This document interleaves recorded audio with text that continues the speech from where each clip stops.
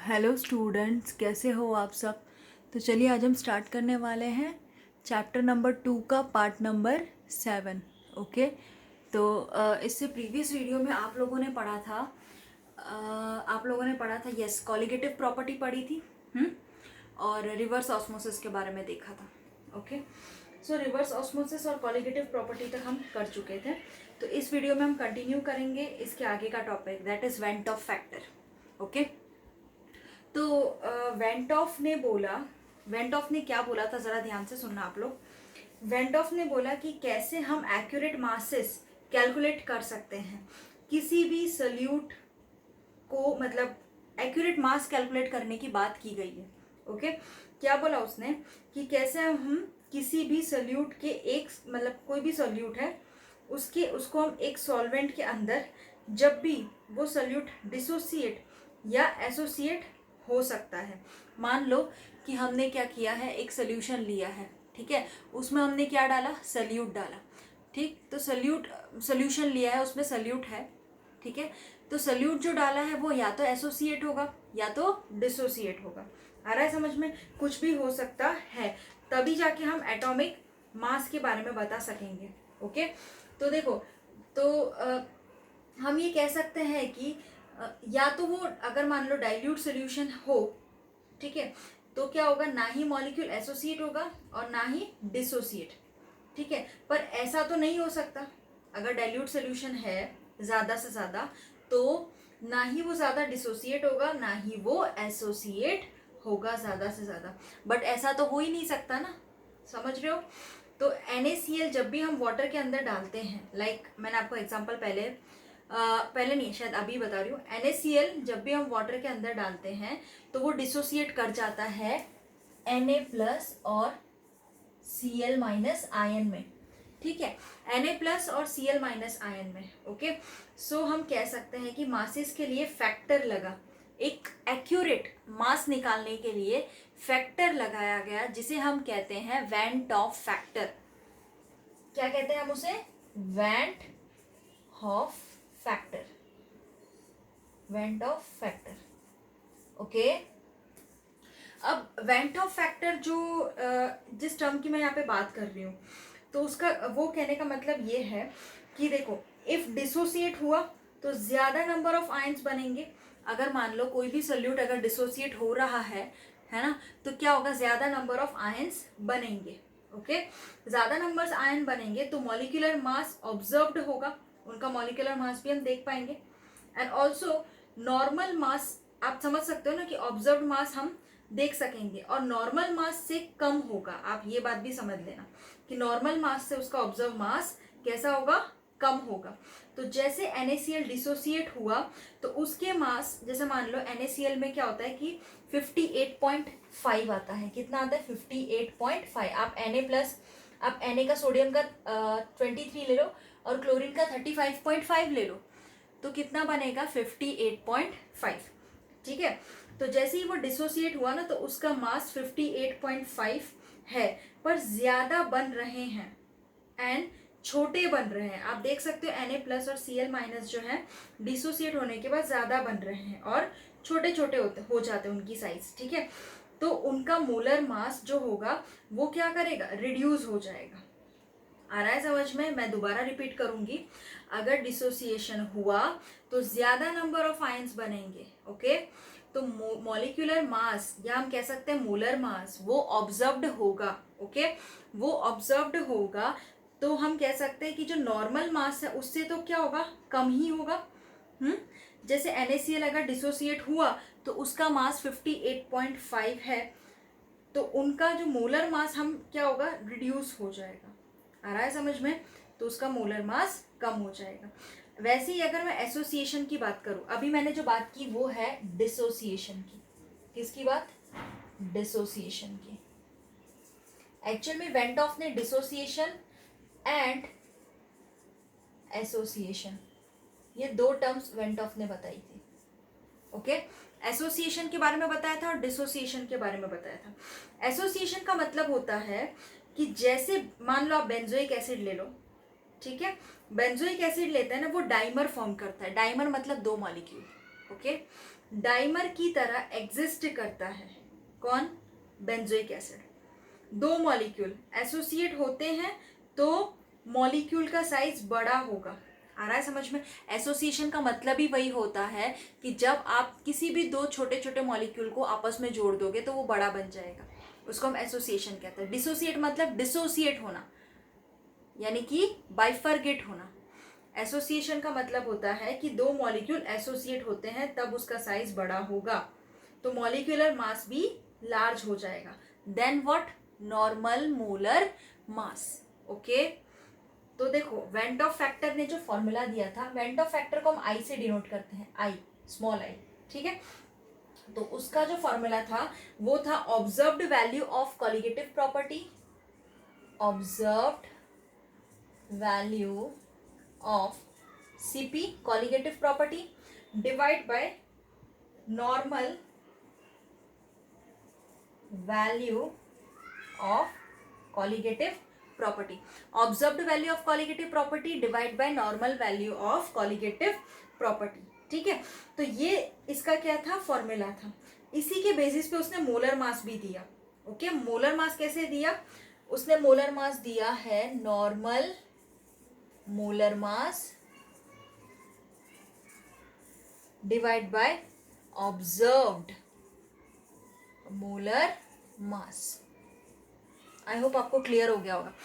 Normal molar mass divide by observed molar mass. तो चलिए अब हम डिटेल में पढ़ते हैं एसोसिएशन। ओके, तो देखो एसोसिएशन जो होता है उसमें आप क्या कह सकते हो? छोटे छोटे मॉलिक्यूल बड़े बन रहे हैं। ओके, तो उसमें आपको ध्यान रखना है आई की जो वैल्यू होगी वो लेस देन 1 हो जाएगी। ओके, ये बात ध्यान रखनी है। सेम वे में अगर मैं बात करूं डिसोसिएशन की,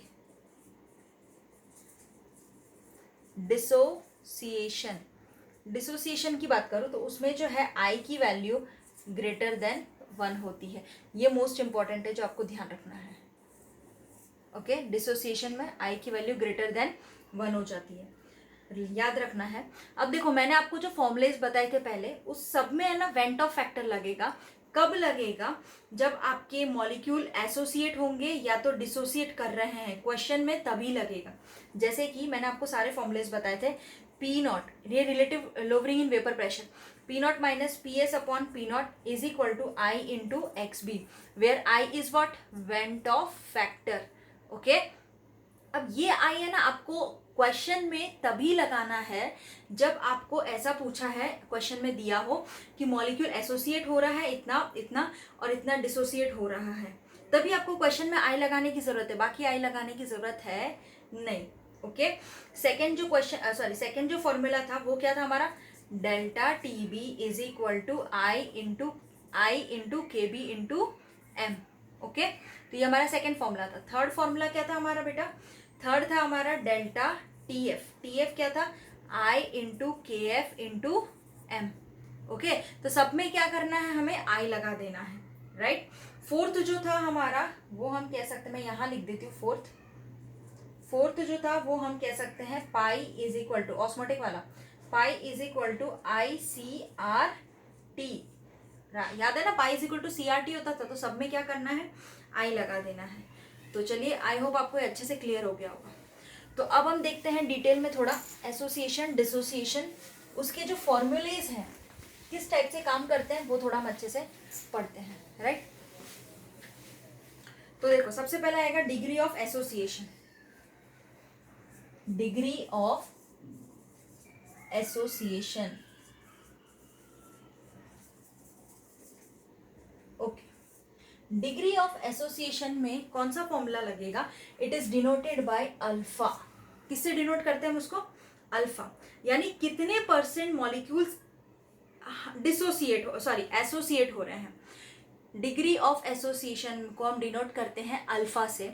इसका मतलब ये हुआ कि कितने परसेंट मॉलिक्यूल्स जो है वो एसोसिएट कर रहे हैं। ओके, तो इसका जो फॉर्मूला होता है वो आपको ध्यान रखना है। Alpha is equal to I minus 1 divide by 1 upon N minus 1।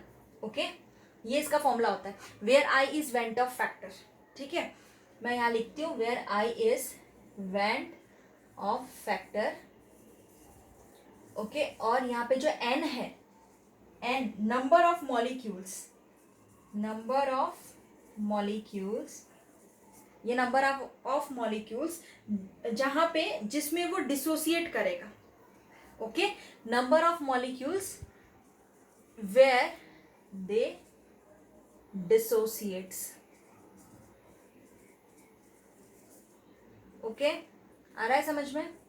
तो आई होप आपको अच्छे से क्लियर हो गया होगा कि आई मतलब वेंट ऑफ फैक्टर होता है, एन मतलब क्या होता है, number of molecule where they dissociates, कितना डिसोसिएट होगा या कितना एसोसिएट होगा, ठीक है। तो जैसे मैं बात करती हूँ बेंजीन की, है ना, बेंजीन की बात करूँ तो वो क्या फॉर्म करता है, डाइमर फॉर्म करता है। क्या फॉर्म करता है, बेंजीन डाइमर फॉर्म करता है, जिसमें एन की वैल्यू क्या आती है, 2, है ना।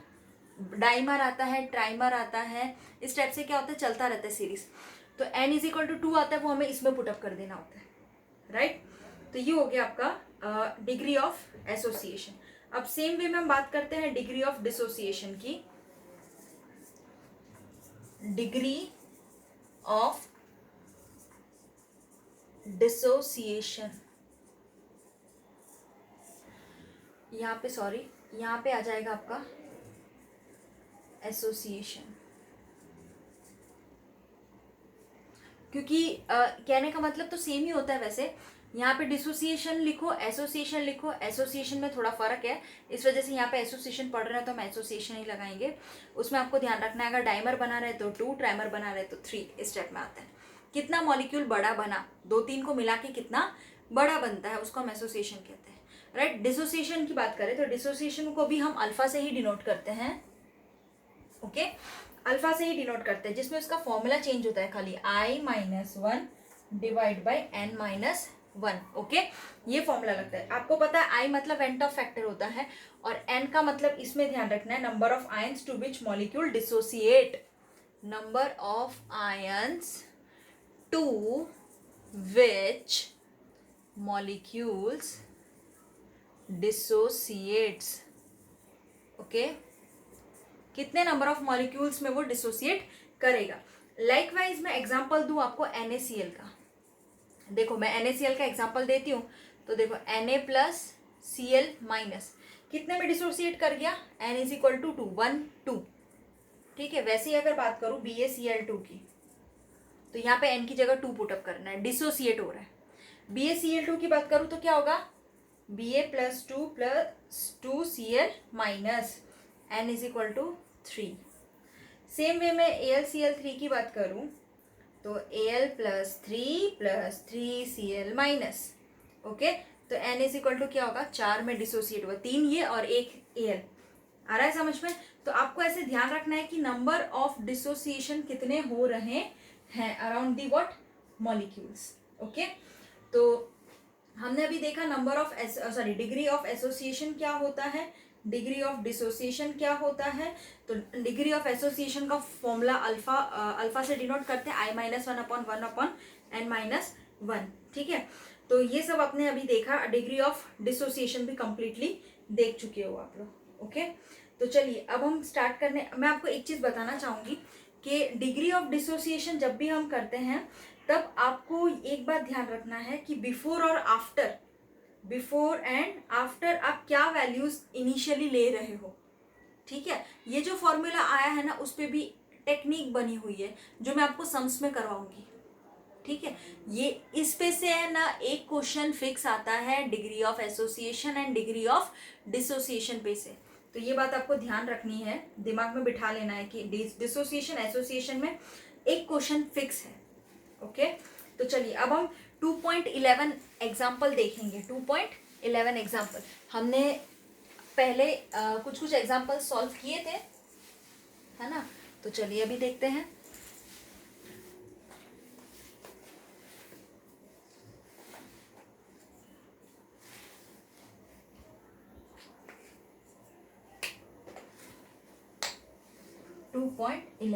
ओके। तो देखो 2.11 एग्जाम में क्या बोला गया है, तो जरा ध्यान देना आप लोग। एग्जाम्पल नंबर 2.11 में बोलते हैं कि 200 centimetre cube of an aqueous solution of a protein contain 1.26 gram of the protein, यानी कि 200 सेंटीमीटर क्यूब है एक्वस सोल्यूशन का, प्रोटीन का, जिसमें कि बोला है 1.26 gram of the protein. Okay, the osmotic pressure of such a solution at 300 Kelvin is found to be 2.57 into 10 raised to power minus 3 bar. Okay, तो आपको यहाँ पे क्या दे के रखा है, डिग्री ऑफ एसोसिएशन, यानी ऑस्मोटिक प्रेशर का 300 केल्विन पे found to be what, yes, the osmotic pressure such a solution at 300 Kelvin is found to be 2.57. osmotic pressure पाई दे के रखा है. Okay, so calculate the molar mass of the protein, आपको सिर्फ molar mass calculate करना है, ठीक है ना. तो चलिए देखते हैं हम यहाँ पे. पाई आपको गिवन है क्वेश्चन के अंदर, that is 2.57 into 10 raise to power minus 3 बार.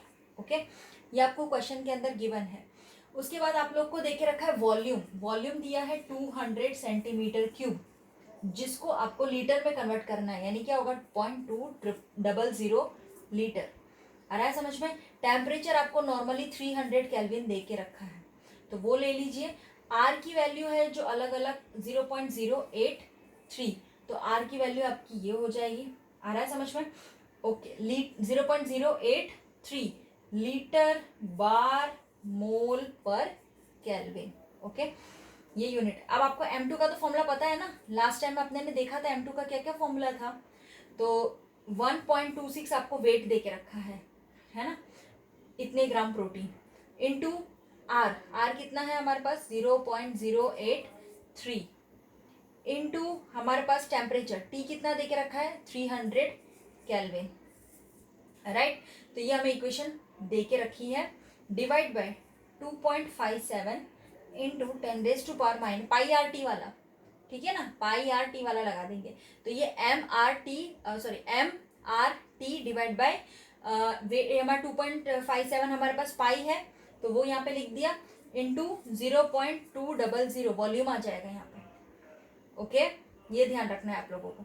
तो इसको सॉल्व करोगे तो 61.022 ग्राम पर मोल आंसर आएगा.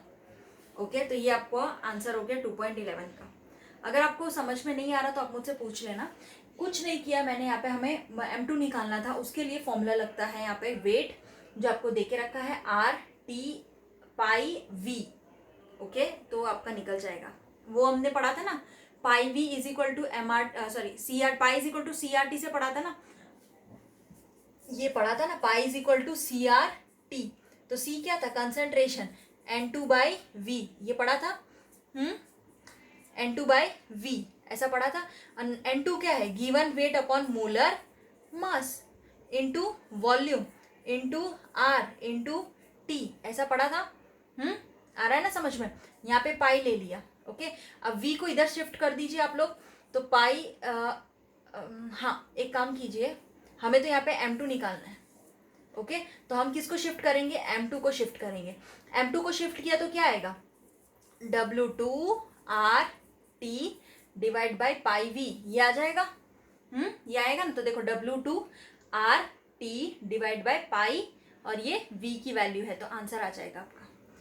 ओके, तो ये फॉर्मूले पे से कैसे बना, आपको ये एग्जांपल अच्छे से क्लियर हो गया होगा. राइट, तो चलिए अब हम नेक्स्ट एग्जांपल की ओर बढ़ते हैं, दैट इज एग्जांपल नंबर 2.12. ठीक है. ओके, तो सबसे पहले मैं आपको 2.12 करवाने से पहले इसके कुछ इनटेक्स्ट क्वेश्चंस हैं, उस पर थोड़ा नज़र घुमा लेते हैं, क्योंकि वो पहले आते हैं. राइट, फिर हम एग्जाम्पल्स की ओर जाएंगे. तो चलिए देखते हैं इसके इनटेक्स्ट क्वेश्चंस. हम चैप्टर को कंप्लीट करने के नज़दीक हैं, ज़्यादा टाइम नहीं लगेगा अब, इसके बाद हम नया चैप्टर स्टार्ट करेंगे. ठीक है, तो चलिए देखते हैं. सबसे पहले जो आपका इंटेक्स का 2.9 है, इंटेक्स का 2.9 है. तो चलिए उसमें आपको क्या बोला है, उसमें आपको बोला है ऐसा कि vapour pressure of the pure water, vapour pressure आपको प्योर वाटर का देके रखा है एट 298 केल्विन इज 23.8, यानी कि वेपर प्रेशर प्योर वाटर का देके रखा है 298 केल्विन टेम्परेचर पे 23.8 mmHg. 50 ग्राम ऑफ यूरिया दिया है. यूरिया का फॉर्मूला पता है ना सबको, NH2CO NH2. राइट, तो देखो यूरिया का फॉर्मूला क्या होता है, NH2CO NH2. टू। ओके, अब आपको इसका वेट कैलकुलेट करना है, वो तो आप कर ही सकते हो। Is dissolve in 850 gram of water, वो 850 ग्राम वाटर में डिजॉल्व है। Calculate the vapour pressure of water for this solution and it's relative lowering. बहुत ही अच्छा क्वेश्चन है। आपको वेपर प्रेशर निकालना है और रिलेटिव लोवरिंग भी निकालना है। ओके, तो चलिए देखो, आपको सब कुछ गिवन है, क्या क्या गिवन है मैं आपको अभी बताती जाऊंगी, वैसे वैसे हम करेंगे। डन। तो चलिए, अब हमारे पास रिलेटिव लोवरिंग अगर वर्ड आ जाता है ना क्वेश्चन में, तो समझ जाने का ये रिलेटिव कॉलिगेटिव प्रॉपर्टी में से क्वेश्चन पूछा है। तो चलिए, क्या था कॉलिगेटिव प्रॉपर्टी का? P naught minus P S upon P naught is equal to X mole fraction. था कि नहीं? पढ़ा था कि नहीं पढ़ा था? तो P naught minus P S upon P naught is equal to X mole fraction. Okay, तो आपके पास देखो क्या बोला है, vapour pressure of pure water at 298 kelvin is 23.8। मतलब ये आपको वेपर प्रेशर 23.8 ये वैल्यू आपको गिवन है, तो यहाँ पुटअप करते हैं 23.8। Done. Minus vapour pressure solution का पता है? नहीं पता हमें। पी नॉट 23.8, तो चलिए पुटअप कर दिया। दैट इज इक्वल टू, अब आपको मोल फ्रैक्शन बोला है, तो देखो मैं मोल फ्रैक्शन यहीं पे निकाल देती हूँ। क्या करना है हमें मोल फ्रैक्शन निकालने के लिए? Given number of moles divide by total number of moles. ठीक, तो चलिए मोल्स के लिए हमें सबसे पहले, सॉरी मोल फ्रैक्शन के लिए हमें मोल्स निकालने पड़ेंगे। तो मोल्स पहले हम यूरिया का निकालते हैं और फिर हम टोटल नंबर ऑफ मोल्स कर देंगे वाटर का निकालने के बाद। राइट, तो सबसे पहले मैं मोल्स निकालूंगी यूरिया का। तो यूरिया का वेट आपके पास 50 है, बोला है ना कि 50 ग्राम ऑफ यूरिया। यूरिया का देखो given weight, okay, divide by molar mass. Okay, given weight upon divide by what? Molar mass. इसका क्या होता है मोलर मास? 60 आएगा ना मोलर मास। कैसे कैलकुलेट करोगे? N14, 2 इंटू हाइड्रोजन 7, ऐसे ऐसे करके हम क्या करेंगे 12, ऑक्सीजन 16 स्टेप में। ठीक है, तो 60 आ जाएगा आंसर। वो करने के बाद आप क्या करोगे, यहाँ पे भी क्या होगा 50 टोटल नंबर ऑफ, ये मैं डायरेक्ट मोल्स निकाल रही हूँ, आप अलग अलग भी निकाल सकते हो। प्लस वाटर हमें कितना गिवन है, तो वाटर हमें गिवन है 850 डिवाइड बाय 18। ठीक है ना, तो ये मैंने डायरेक्ट निकाल लिया। ओके, तो चलिए 23.8 minus P S divide by 23.8 is equal to 50 by 60 करेंगे तो कितना आंसर आएगा? 0.833। ओके, अब 0.833 ये भी वही आने वाला है, सेम टू सेम, प्लस इसको डिवाइड करेंगे तो आंसर आएगा 47.22। ओके, तो चलिए हमने ये देखा। अब हम आगे देखेंगे 23.8 minus P S divide by 23.8 that is equal to, आपको 0.833 इनको ऐड करो तो 48.053 आ जाएगा। ओके, ये वैल्यू आने के बाद आपको तो अभी पीएस पे ही फोकस करना है। तो 23, क्योंकि बोला है ना आपको calculate the vapour pressure of water for this solution यानी कि हमें वेपर प्रेशर सोल्यूशन का निकालना है। आ रहा है समझ में? ठीक है, वर्ड पे फोकस करो, क्या पूछा है वो ध्यान दो। तो चलिए 23.8 minus P S divide by 23.8, right, तो इसको हम डिवाइड करेंगे ना तो आंसर आ जाएगा 6.0173। ओके, ये आंसर आएगा। अब देखो 23.8 minus P S is equal to 23.8 into 6.0173, multiplication में चला गया उधर। ठीक है, तो चलो 23.8 minus P S is equal to, इसको मल्टीप्लाई करोगे आंसर आएगा 0.41174। ओके, अब देखो हमें तो सिर्फ और सिर्फ क्या चाहिए, पीएस चाहिए ना। पीएस चाहिए, तो यहाँ पे इस साइड मुझे सिर्फ पीएस चाहिए, राइट। तो मुझे इसको तो एक ना एक टर्म को तो मुझे क्या करना पड़ेगा, रिमूव करना पड़ेगा, यानी उड़ा देना पड़ेगा। तो यहाँ पे भी मैं, अगर आप कोई भी चीज रिमूव कर रहे हो ना तो दोनों साइड आपको इक्वल में बैलेंस करना पड़ता है, यानी कि दोनों साइड हमें प्लस माइनस करना पड़ता है। तो माइनस कर रही हूँ 23.8 ताकि मुझे सिर्फ और सिर्फ यहाँ पे पीएस ही मिले। तो माइनस 23.8, यहाँ पे भी क्या करूंगी माइनस 23.8, तो ये कैंसिल हो गया पार्ट। ओके, तो अब हमारे पास क्या बचा, माइनस पी एस, ये माइनस रहेगा, minus P S is equal to minus, इसको माइनस करोगे तो माइनस 23.39 आ जाएगा। आ रहा है समझ में? तो यहाँ पे जो पी एस की वैल्यू आएगी वो आपकी आ जाएगी, यहाँ से माइनस और यहाँ से माइनस भी कैंसिल, तो आंसर आएगा 23.39 mmHg। 23.39 अप्रोक्सीमेटली आप क्या ले सकते हो, 23.4 ले सकते हो। ओके, तो ये था आपका क्वेश्चन नंबर 2.9। ठीक है, तो चलिए अब नेक्स्ट क्वेश्चन की ओर बढ़ते हैं, 2.10।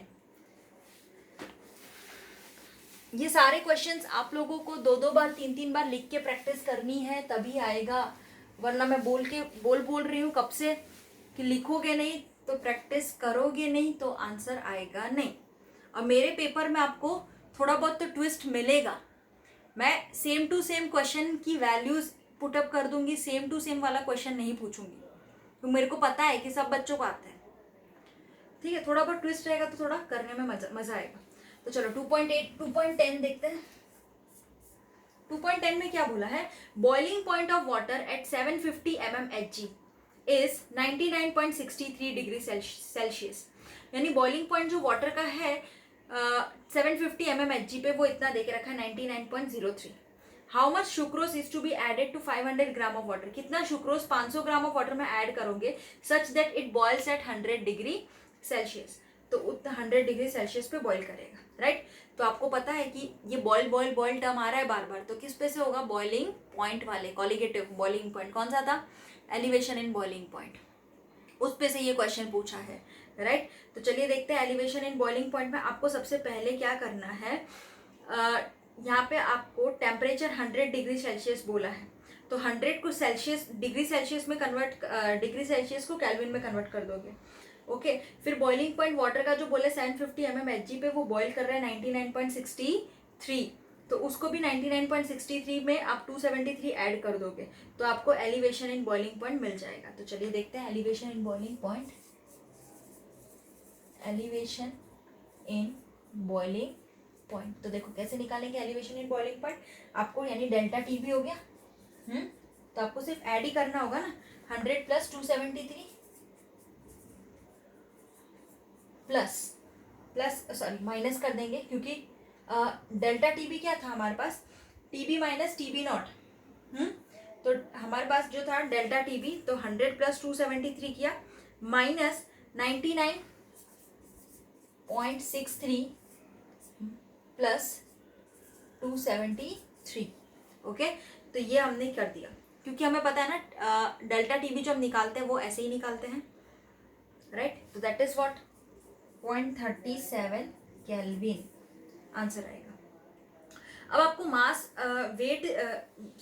ऑफ वाटर दे के रखा है, that is W1 500 gram. Okay, molar mass आप सुक्रोज का निकालोगे, मोलर मास किसका निकालोगे, सुक्रोज का निकालोगे, तो सुक्रोज का कितना आएगा आपके पास, इसका फॉर्मूला देखो क्या होता है, C12H22O11 ऐसा होता है ना। तो क्या करोगे 11 इंटू 12, ये पहले 11 इंटू 12 प्लस, हाँ 11 इंटू कोई भी कर सकते हैं आप, 11 into 12 plus 22 into 1 plus 11 into 16, 342 ग्राम आ जाएगा आपका सुक्रोज का वेट। ठीक है, अब के भी हमारे पास ध्यान रखना है 0.52 केल्विन किलो जूल पर मोल। इस चैप्टर में आपको यूनिट्स का खास ध्यान, एकदम अच्छे से ध्यान रखना है, खास ध्यान रखना है। यूनिट्स अगर कन्वर्ट नहीं करोगे, जैसा एटीएम पास्कल वाला था ना, पहले क्वेश्चन किया था, तो यूनिट्स पे ध्यान नहीं दोगे तो क्वेश्चन गलत हो जाएगा, ठीक। तो यूनिट्स पे ज़्यादा ध्यान देना है। तो केबी जो है ना वो 0.52 कहाँ से आया, पता चल रहा है 0.52 कहाँ से आया। तो केबी जो है वो बॉइलिंग पॉइंट, एक्चुअल में यहाँ पे क्या बोला है, वाटर के लिए बोला है ना। तो आपको ध्यान रखना है वाटर के लिए जो आपके पास बॉइलिंग पॉइंट जो होता है वो 0.52 आता है। ये केबी आपको दिया नहीं है क्वेश्चन में, लेकिन बॉइलिंग पॉइंट के लिए केबी 0.52 होता है, राइट।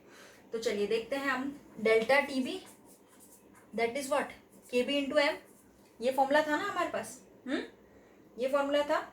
अब हम क्या करेंगे, delta T B is equal to K B into 1000 into W2 into 1000 upon M2 into W1, ये लगा दिया, यहाँ से W2 को सब्जेक्ट बनाओ क्योंकि हमें ये निकालना है।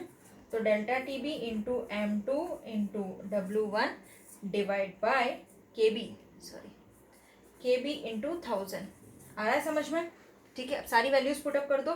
0.37, 342, 500 डिवाइड बाय 0.52 इंटू 1000। ठीक है, तो आंसर आ जाएगा आप लोगों का 121.67 ग्राम्स।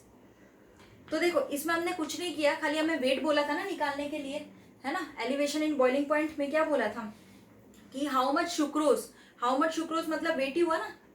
तो how much sucrose is to be added to 500 gram of water such that it boil at 100 degree Celsius, ऐसा बोला था ना। तो हमने उसका वेट निकाल के बता दिया। ओके, तो यहाँ पे ये क्वेश्चन कंप्लीट हो जाता है। आपको सिर्फ फॉर्मूला देखो, डायरेक्ट फॉर्मूले पे क्वेश्चन था। ऐसे ऐसे क्वेश्चन आपके 3 मार्क 4 मार्क 5 मार्क इस स्टेप में आते हैं।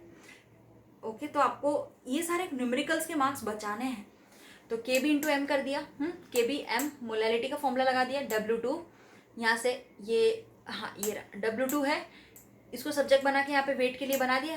वेट ऑफ व्हाट, ध्यान रखना है, 2 मतलब क्या होता है सल्यूट, 1 मतलब सॉल्वेंट, तो 2 निकालना था।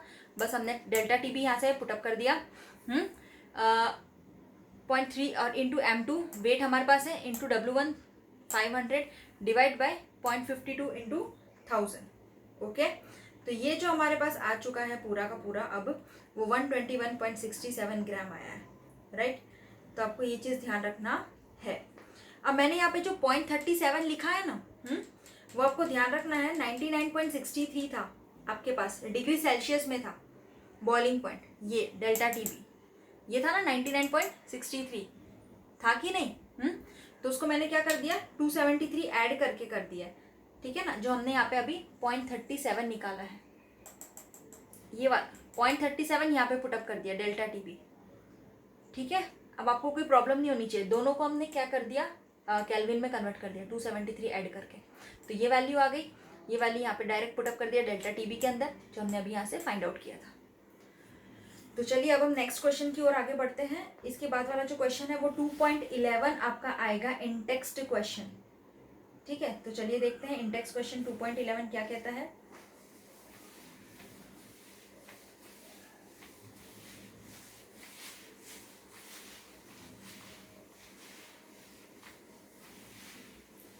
तो देखते हैं हम 2.11। ओके, तो देखो 2.11 में क्या बोला है, calculate the mass of ascorbic acid. आपको एस्कॉर्बिक एसिड का मास निकालना है। तो एस्कॉर्बिक एसिड का जो मास निकालना है उसमें आपको बोला है कि विटामिन सी, देखो कौन सा था 2.11 आएगा, 2.11 आएगा। ठीक है, तो चलो इंटेक्स 2.11 है, डन। तो calculate the mass of ascorbic acid, ascorbic acid का मास निकालना है जिसमें विटामिन सी की, एस्कॉर्बिक एसिड जो होता है ना वो ध्यान रखना उसका फॉर्मूला होता है C6H8O6 to be dissolve in 75 gram of acetic acid. बोला है 75 ग्राम में डिजोल्व कर रहा है। To lower its melting point by 1.5 degree Celsius. आपको केएफ की वैल्यू भी गिवन है 3.9 केल्विन। डन। तो चलिए अब स्टार्ट करते हैं। सबसे पहले तो हमें क्या करना पड़ेगा, इसके लिए आपको मास निकालना है एस्कॉर्बिक एसिड का। ओके, तो आपको सबसे पहले एसिटिक एसिड का मास मैं आपको बता देती हूँ, क्योंकि एसिटिक एसिड का भी जिक्र किया है। मास ऑफ एसिटिक एसिड, तो उसका मास एसिटिक एसिड का हो जाएगा 75 ग्राम। एसिटिक एसिड का फॉर्मूला पता है ना, CH3COOH। ओके, तो 75 ग्राम आ जाएगा। अब मोलर मास एस्कॉर्बिक एसिड का निकालना है मुझे। तो देखो एस्कॉर्बिक एसिड में मोलर मास निकालने के लिए मेरे पास फॉर्मूला आपको देके रखा है टेक्स्ट बुक के अंदर, उस पे से आप कैलकुलेट कर लोगे। तो देखो मास ऑफ एस्कॉर्बिक एसिड, किसी को अगर कैलकुलेट करने के बाद कोई भी डाउट आए, नहीं समझ में आए, तो आप मुझसे पूछ लेना। ठीक है, तो चलिए मास ऑफ एस्कॉर्बिक एसिड आपको है 176 ग्राम पर मोल। आपको फॉर्मूला दिया है, मैंने अभी फॉर्मूला आपको बताया भी था। विटामिन सी C6H8O6 ऐसा करके फॉर्मूला है। ओके, चल आगे देखते हैं हम लोग। एस्कॉर्बिक एसिड का देख ले। अब लोअरिंग इन मेल्टिंग पॉइंट, तो TF आपको डेल्टा TF भी दिया है। कितना दिया है 1.5 केल्विन, वो भी दिया है। चलो तो अब हम निकाल सकते हैं delta T F is equal to what, K F into W2 into 1000, क्योंकि के एफ इंटू एम करते हैं ना, डायरेक्ट मोलैरिटी पुटअप कर दो, M2 इंटू W1। ओके, सो हमने ये पुटअप किया ना, तो हमारा आंसर क्या आया। अभी हमारा बाकी है, हमने क्या निकालना है, W2 निकालना है। तो इसको सब्जेक्ट बनाओ, delta T F into M2 into W1 divide bye के एफ इंटू 1000, ये हो जाएगा। तो चले, डेल्टा टी एफ हमारे पास 1.5 है। अब हमारे पास M2 कितना है, 176 आया ना, अभी हमने देखा था, यस ये रहा, इंटू 176, वो लिख दिया, इंटू 75 वेट ऑफ सॉल्वेंट, 75 है एसिटिक एसिड का। उसके बाद क्या बोला है, के एफ 3.9, डन, ये रहा, इंटू 1000। ओके, क्लियर हो रहा है। अब के एफ जो हमने लिया है ना यहाँ पे 3.9, वो आपको क्वेश्चन में ऑलरेडी गिवन है। ओके, समझ में आ रहा है ना, डन। तो चलिए, के एफ की वैल्यू हमने पुटअप कर दी यहाँ पे और इंटू 1000 कर दिया। तो आंसर आ जाएगा आपका 5.08 ग्राम्स, 5.08 ग्राम अप्रॉक्स। ओके, तो ये आपको ध्यान रखना है। तो इसके बाद वाला जो न्यूमेरिकल्स है वो 2.12 है। तो चलिए अभी देखते हैं 2.12 का क्या कहता है वो 2.12। तो देखो 2.12 में क्या बोला है, 2.12 न्यूमेरिकल में ऐसा बोला है कि calculate the osmotic pressure in pascals. आपको पास्कल्स में ऑस्मोटिक प्रेशर कैलकुलेट करना है, exerted by a solution prepared by dissolving 1.0 gram of polymer of molar mass 185,000 in 400 ml of water at 37 degree Celsius. Okay, सबसे पहले तो हम question समझते हैं बोला क्या है। तो उसको समझने के लिए आपको ऑस्मोटिक प्रेशर निकालना है पास्कल्स में, exerted by solution prepared by dissolving. देखो क्या क्या प्रिपेयर किया है सोल्यूशन को, 1 ग्राम पॉलीमर लिया, ठीक है, जिसका मोलर मास आपको दे के रखा है 185,000, वो 400 ml ऑफ वाटर में डिसॉल्व है 37 डिग्री सेल्सियस में, ठीक है। तो अब चलिए निकालते हैं हम इसको, कैसे निकालना है। तो सबसे पहले हम निकालेंगे moles of polymer, moles of polymer, ठीक है। ओके, पॉलीमर का जो मोल्स हम निकालेंगे वो है, अगर 1 ग्राम बोला है ना पॉलीमर का, 1 मोल में 185,000, आपको पता है 1 मोल का वेट आपको 185,000 दिया है, मतलब 1 मोल में 185,000 और 1 ग्राम बोला है ना वेट, क्लियर। तो ये ग्राम ग्राम कैंसिल हो गया यहाँ से, तो आंसर आ जाएगा 5.405 इंटू 10⁻⁻6 मोल्स, डन। ओके, अब उसके बाद हमारे पास वॉल्यूम है। तो वॉल्यूम हमें कितना देके रखा है, वॉल्यूम हमें दिया है 450, वॉल्यूम हमें दिया है 450 ml। 1 लीटर में कितना होता है, 1000 ml, ऐसा होता है, ml से ml कैंसिल हो गया। तो हमारे पास आ जाएगा, इसको लीटर में कन्वर्ट करने के लिए 0.450 लीटर कन्वर्ट करने के लिए मैंने ये सब किया है, 0.450। ओके, अब हम निकाल लेंगे मोलैरिटी। तो मोलैरिटी हमें ज़रूरत थी ना, निकालना पड़ता है मोलैरिटी। चलिए देखते हैं कैसे इसमें हम कैसे पुटअप करेंगे, क्या पुटअप करेंगे।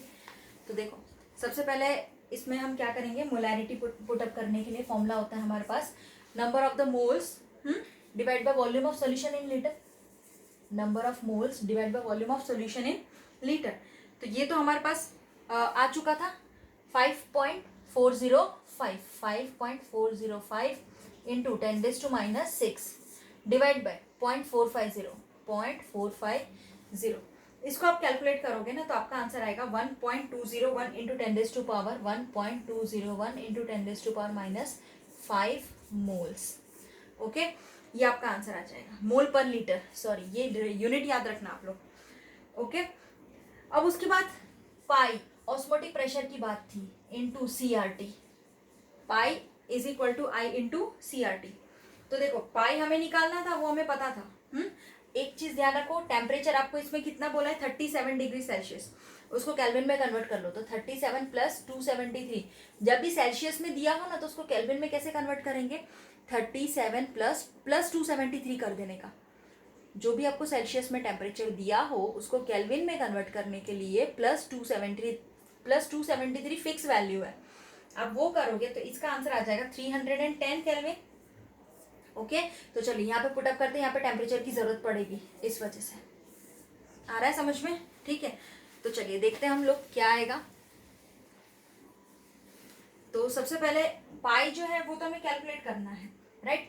पॉलीमर के लिए वेंट ऑफ फैक्टर की वैल्यू होती है 1, याद रखना, इनटू कंसंट्रेशन। कंसंट्रेशन यानी क्या हो गया, अभी जो हमने निकाला मोलैरिटी वो 1.201 ये निकाला ना, वही है कंसंट्रेशन, इनटू 10⁻⁻5 वो पुटअप कर दिया। आर की वैल्यू, आर मतलब गैस कांस्टेंट होता है ना, तो गैस कांस्टेंट की वैल्यू हमें यहाँ पे पुटअप करनी पड़ेगी।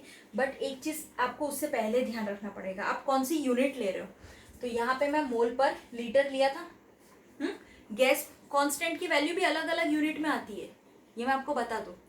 तो सबसे पहले यहाँ पे देखो, मोल पर लीटर में हमने ये जो था मोल पर लीटर में था, तो इस वजह से ये रखा है हमने, डन। और वो भी आपको ऑस्मोटिक प्रेशर बोला है पास्कल में निकालने के लिए, तो थोड़ा बहुत आपको इसमें यूनिट का ध्यान रखना पड़ेगा। ओके, सो देखो 8.314 ये है इनटू 10⁻³ पास्कल लीटर पर मोल पर लीटर, सॉरी केल्विन आएगा। ओके, इनटू मैं आगे ही कर रही हूँ, टेम्परेचर क्या है हमारे पास 310 केल्विन। टेम्परेचर क्या है 310 केल्विन, ये इधर ये वाला टेम्परेचर यानी यहाँ पे लिखा है मैंने। चलो, तो केल्विन से केल्विन कैंसिल हो गया, मोल से मोल कैंसिल हो गया, लीटर से लीटर कैंसिल हो गया।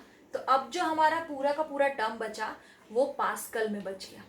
और हमें बोला भी था कि ऑस्मोटिक प्रेशर निकालना है पास्कल में, तो आप समझ रहे हो ना कि मैंने यूनिट को कैसे चेंज किया है सब कुछ। तो ये आपको ध्यान रखना है सबसे पहली बात। 1.201 इंटू 10⁻⁻5 इंटू 8.314 10⁻3 इंटू 310। अब देखो इंटू 310 इंटू 10⁻, आपका आ जाएगा -2। क्यों -2? ये -5 था, है ना, और ये -5 + 3 कर देंगे, -5 + 3 कर देंगे तो क्या बचेगा -2। तो यहाँ पे मैंने -2 लगा दिया। आ रहा है समझ में या नहीं आ रहा? क्या किया मैंने, ये value same to same as it is पूरी की पूरी वैल्यू है। यूनिट्स में देखो ये -5 था, यहाँ पे 3 है।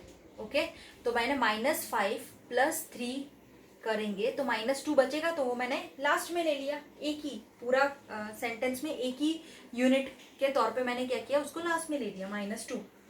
ओके, इतना समझ में आ गया। तो चलो आगे देखते हैं इसमें इसके बाद क्या होगा। इसके बाद का जो स्टेप होगा वो तो आपको पता ही है, 1.201 इंटू 8.314 इंटू 310 डिवाइड में ये -2 जो है ना ये डिवाइड में चला जाएगा, तो 100 बन के जाएगा डिवाइड में। ओके, 100 बन के जाएगा, दैट इज इक्वल टू आपका अब आंसर आ जाएगा 30.95 पास्कल।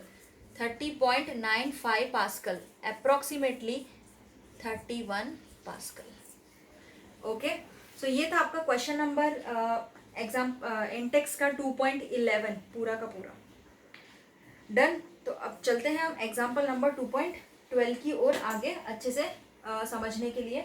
तो आई होप आपको ये क्वेश्चन क्लियर हो गया होगा। आपको देखा है ना आपने कि मैंने यूनिट्स का कैसे ध्यान रखा है। आपको भी क्वेश्चंस में है ना यूनिट का ऐसे ही ध्यान रखना पड़ेगा, वरना प्रॉब्लम हो जाएगी। क्योंकि यूनिट ध्यान नहीं रखोगे तो आपका क्या होगा कि वैल्यूज चेंज हो जाएगी, वैल्यूज चेंज होगी तो आंसर में प्रॉब्लम होगी। क्लियर हो रहा है? तो यूनिट्स का आपको खास ध्यान रखना है। तो चलिए एग्जाम्पल नंबर 2.12 अब मैं करवा रही हूँ। इंडेक्स कंप्लीट हो गया हो, यहाँ पे हमारे इंडेक्स सारे कंप्लीट हो चुके हैं। Okay, done.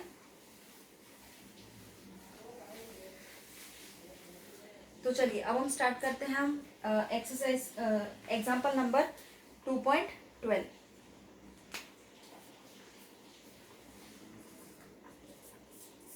तो एग्जाम्पल नंबर 2.12 में आपको क्या बोला गया है, बोला है आप लोगों को कि 2 ग्राम है benzoic acid, 2 gram of benzoic acid यानी C6H5COOH dissolved in 25 gram of. अब जो मैं आपको एग्जाम्पल 2.12 और 2.13 करवा रही हूँ उसमें दोनों के दोनों क्वेश्चन 5 स्टार क्वेश्चंस हैं, लिख लो अभी से याद। और उसमें भी है ना, मैं 2.13 एग्जाम्पल की जो बात कर रही हूँ ना, वो 5 स्टार है। वो एग्जामिनर पूछता ही पूछता है, हर एक एग्जाम हो, कोई भी एग्जाम हो, उस टाइप का एक क्वेश्चन पक्का आएगा जो मैं आपको अच्छे से सॉल्व करवाऊंगी। ओके, और अभी जो मैं करवा रही हूँ वो भी इंपॉर्टेंट क्वेश्चन है, एग्जाम्पल नंबर 2.12। तो जरा ध्यान दीजिएगा। क्या बोला है, 2 gram of benzoic acid C6H5COOH dissolve in 25 gram of benzene. तो 2 ग्राम बेंजोइक एसिड डिजोल्व है हमारा कितने 25 ग्राम ऑफ बेंजीन के अंदर। Show a depression in freezing point equal to 1.62 kelvin. Depression कितना शो कर रहा है, 1.62 केल्विन, बराबर है। ओके, मोलर डिप्रेशन कांस्टेंट भी आपको बेंजीन का देके रखा है 4.9। So what is the percentage associated of acid if it forms dimer in the solution? तो परसेंटेज क्या होगा अगर वो डाइमर फॉर्म करेगा। तो चलिए हम देखते हैं क्या क्या हमारे पास गिवन है। वो मैं सारे गिवन यहाँ पे आपको लिख रही हूँ एक एक करके, आप लोग ध्यान देना। W2 आपको देके रखा है, आपको दिया है W2 बेंजोइक एसिड का वेट कितना है, 2 ग्राम। 2 ग्राम। ओके, W1 आपको 25 ग्राम ऑफ बेंजीन देके रखा है, तो 25 ग्राम आपको बेंजीन दिया है। यहाँ पे लिखना आपको बेंजोइक एसिड, यहाँ पे बेंजीन। ओके, ये दोनों लिख दिया। अब है molar mass of benzoic acid. सबसे पहले तो हमें कैलकुलेट करना पड़ेगा molar mass of benzoic acid.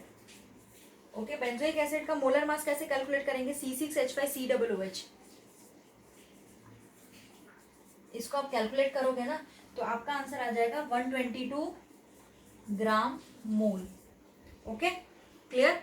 अब देखो डेल्टा TF हमें देके रखा है 1.62 केल्विन, वो भी हमें नोटबुक के अंदर सॉरी इसमें दिया है हमारे पास, टेक्स्ट बुक में, नोटबुक में यानी कि हमें क्लियर है कि डेल्टा TF आपको 1.62 देके रखा है। क्लियर। अब आपके पास KF है 4.9 केल्विन किलो जूल पर मोल, ये भी दिया है 4.9। ओके, आपके पास अल्फा आपको निकालना है ना, बोला था ना, क्या बोला था, अल्फा निकालने के लिए। डन, चलिए तो अब निकालते हैं। और ये आपको पता है, इसने बोल दिया है कि डाइमर फॉर्म कर रहा है, इट फॉर्म्स, तो यहाँ लिखना पड़ेगा it forms dimer. Dimer form कर रहा है मतलब N क्या हो जाएगा, 2 हो जाएगा, राइट। ये आपको समझ में आ गया। तो डेल्टा TF की फॉर्मूला हम लगाएंगे, तो डेल्टा TF का क्या फॉर्मूला लगेगा, KF इंटू एम, ये तो आप वेल नोन हो, KF इंटू एम इंटू आई भी लगेगा। क्यों पता है, क्योंकि यहाँ पे क्या बोला है, इट फॉर्म्स डाइमर, मतलब यहाँ पे क्या आ गया, डिसोसिएशन या एसोसिएशन का बात, मतलब उसकी बात हो चुकी है यहाँ पे। क्लियर हो रहा है। मैंने आपको वही बोला था कि आई कहाँ पे लगेगा, जहाँ पे क्वेश्चन के अंदर डाइमर, ट्राइमर, एसोसिएशन या डिसोसिएशन का जिक्र किया हो, वहां पे आई लगेगा कंपलसरी। ओके, तो चलिए आपके पास डेल्टा TF कितना है 1.62, तो चलो पुटअप कर देते हैं 1.62। आपके पास KF कितना है 4.9। ओके, अब डायरेक्टली आप क्या करोगे, W2 इंटू 1000। चलो मैं यहाँ पे मोलालिटी बोल देती हूँ, W2 यानी क्या है, W2 इंटू 1000 अपॉन M2 क्या है मेरे पास, M2 दिया है, यस 122 है ना, 122 M2 इंटू W1 25 सॉल्वेंट का वेट भी गिवन है, इंटू आई क्या है हमारे पास 2। क्लियर हुआ। आई क्या हमें देके रखा है, सॉरी आई हमें नहीं गिवन है, मैं इसको ये एसोसिएशन और डिसोसिएशन मान बैठी थी। आप लोगों को यहाँ पे आई नहीं देके रखा है। आई मतलब वेंटो फैक्टर होता है, वो आपको ध्यान रखना है। दैट मीन्स हमें आई यहाँ पे नहीं पता। क्लियर हो रही है बात। बुक में आपका जो मेथड है वो काफ़ी लॉन्ग है, लंबा है, मैंने उस मेथड से करवाने की कोशिश आपको नहीं की है, ये मेरा खुद का तरीका है, क्योंकि वो लोग बहुत लंबे मेथड से गए, ये आपका शॉर्ट ट्रिक है। क्लियर हुआ। आपको ये शॉर्ट ट्रिक अपनानी है जो आपको इजी पड़ेगा वैसे भी, क्योंकि आपको देखो ना डेल्टा TF KF सब कुछ दे के रखा है, ये आपको मोलालिटी का पूरा सामान यहाँ पे दे के रखा है, तो हम क्यों इतना बड़ा पूरा करने बैठे, हम लॉन्ग मेथड करने बैठे, इससे अच्छा हम शॉर्टकट करें। क्लियर हो रहा है? तो चलो मोलालिटी हम देखते थे ना कि W2 into 1000 upon M2 into W1 into i हमें नहीं पता, तो आई यहाँ से हम कैलकुलेट कर लेंगे। आई आप कैलकुलेट करोगे ना तो आई का आंसर क्या आएगा? आई का आंसर आपका आएगा 0.504। ये आपको ध्यान रखना है। क्लियर? अब मैं डिग्री ऑफ एसोसिएशन की बात है ना यहाँ पे, ये कितना एसोसिएट हुआ, तो डिग्री ऑफ एसोसिएशन उसका फॉर्मूला मैंने आपको बताया था, याद है या नहीं है? फॉर्मूला डिग्री ऑफ एसोसिएशन का क्या होता है? Alpha is equal to 1 minus i upon 1 minus 1 upon N. ये फॉर्मूला होता था कि नहीं होता था? राइट। तो चलो इसमें वैल्यू पुटअप कर देते हैं। हमारे पास देखो अब सब कुछ है। 1 माइनस 0.504 आई की वैल्यू यहाँ से पुटअप कर दिया, माइनस 1 माइनस 1 अपॉन 2 एन, मतलब क्या डाइमर फॉर्म कर रहा है ना, इस वजह से क्या ले लेंगे? 2 ले लेंगे। क्लियर हो रहा है? तो अल्फा की जो वैल्यू आएगी वो आपकी 0.992, दैट मीन्स 99.2%। 99.2% आपका एसोसिएशन होगा। क्लियर हो रहा है? तो ये इंपॉर्टेंट क्वेश्चन था, बुक में बहुत लंबा मेथड है, आपको उससे नहीं जाना, आपको ये मेथड से सॉल्व करना है। जब भी आपको सॉल्यूट का वेट है गिवन, सॉल्वेंट का वेट गिवन है, मोलर मास पता है हमें, हम मोलर मास तो आप निकाल सकते हो, आप मुझे नहीं लगता आपको कोई प्रॉब्लम होगी, क्योंकि ये दिया है ना तो आप मोलर मास इजीली निकाल सकते हो। कैसे? 6 carbon 5 hydrogen 1 carbon 2 oxygen plus hydrogen, ऐसे करके तो निकल जाएगा। जहाँ पे आपको TF दिया है, KF दिया है, अल्फा दिया है, ये सब चीज़ें दिया है, डाइमर भी फॉर्म कर रहा है, तो उससे आपको एक ही मेथड अपनानी है। पहले आपको आई कैलकुलेट करना है, देन आपको क्या निकालना है? डिग्री ऑफ अल्फा, या फिर आपको अल्फा यानी एसोसिएशन, या फिर डिसोसिएशन के लिए भी तो सेम ही यूनिट है अल्फा। तो इस मेथड से आपको गो थ्रू करना है। ओके, तो चलिए अब हम इसके बाद वाला जो एग्जाम्पल है 2.13, जो आपके टेक्स्ट बुक का लास्ट एग्जाम्पल है और सम में भी लास्ट है। क्लियर हो रही है बात?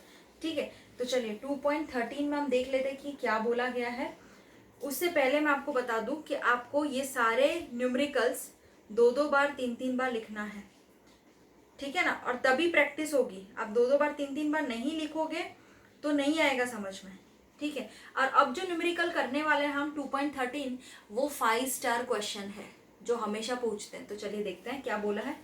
0.6 ml of acidic acid CH3COOH, उसकी डेंसिटी आपको देके रखी है 1.06 ग्राम पर ml, okay, is dissolve in 1 litre of water, यानी कि आपको 0.6 ml एसिटिक एसिड है गिवन, उसकी डेंसिटी आपको गिवन है, वो डिसॉल्व है 1 लीटर वाटर के अंदर।